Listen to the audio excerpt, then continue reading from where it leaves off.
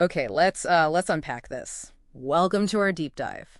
Today we're looking at the Richmond Memorial Library. It's in Batavia, New York. And we've got this great article detailing, well, its history, the architecture, and really its place in the community now. Our mission really is to figure out what makes this library tick, how it's more than just books on shelves, how it's like the heart of the place. So the article kicks off with this image, right? This really striking stone building on Ross Street, built way back in 1889. Yeah, 1889. It was Mary Richmond who commissioned it, a memorial for her son, Dean Richmond Jr. Right, so you immediately get that sense of deep history. Definitely. And the architecture gets a mention, Richardsonian Romanesque. James Goold Cutler was the architect. The style, kind of heavy, rounded arches, very solid looking. That two-toned sandstone and the tower. The octagonal tower. It's visually quite something. Landed on the National Register of Historic Places back in '74. Makes sense. You can sort of feel the history just looking at it, I imagine. Exactly. The past is very present there. But, and this is the key thing the source points out, right? It's not just a museum piece. No, not at all. That's the core insight. It's presented as this living, breathing center for Batavia, a real community hub. Constantly adapting, it seems, meeting all sorts of different needs. Which does make you wonder, how does such an old building stay so relevant, so dynamic? Yeah, how does it work? And the source gives examples. It does. It shows how it goes way beyond just lending books. Okay, like the digital stuff. It mentions being a digital gateway. Right. So offering eBooks, audiobooks, databases online, things like secure printing from your phone even. Which is huge today. Helps make sure everyone has access, bridges that digital divide. Absolutely. And then there's the learning aspect for everyone. Learning for all ages, yeah. I saw mentions of Play Café for little kids.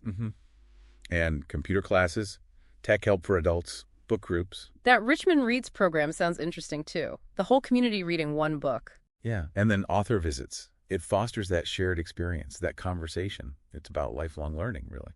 And connection. It also seems to be a keeper of local history. Definitely. Yeah. Genealogy resources, old newspapers on microfilm. Yeah. The Batavia Daily News, for instance. So people can actually trace their roots right there. Exactly. Connecting people to their community's past. But it's also the sheer range of other stuff they do, the community connection piece. Oh, totally. The calendar's apparently packed.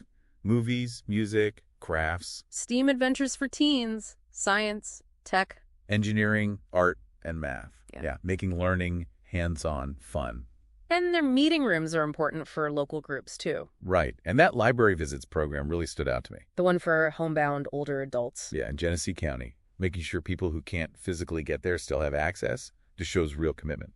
Wow, that's really comprehensive. So when you pull it all together, let's picture. Well, the library is governed by a board, elected by residents of the Batavia City School District.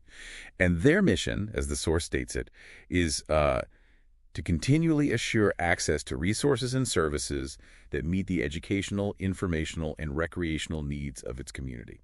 In a safe and comfortable environment. Right. Seems like they're living up to that. It really seems so. The big takeaway from the source is that this library isn't just a beautiful old building. It's dynamic, it's evolving, it's this hub for knowledge, sure, but also connection. Exactly.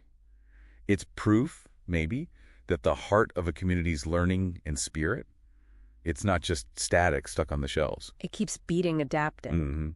And the final thought the source kind of leaves you with is, well, this isn't just about Batavia. Right. It makes you think, doesn't it? Yeah. What does this model mean for other communities, for your own town? How is your library acting as that kind of vital center? Something to consider, definitely. How connection and learning happen locally, maybe in ways we don't always notice.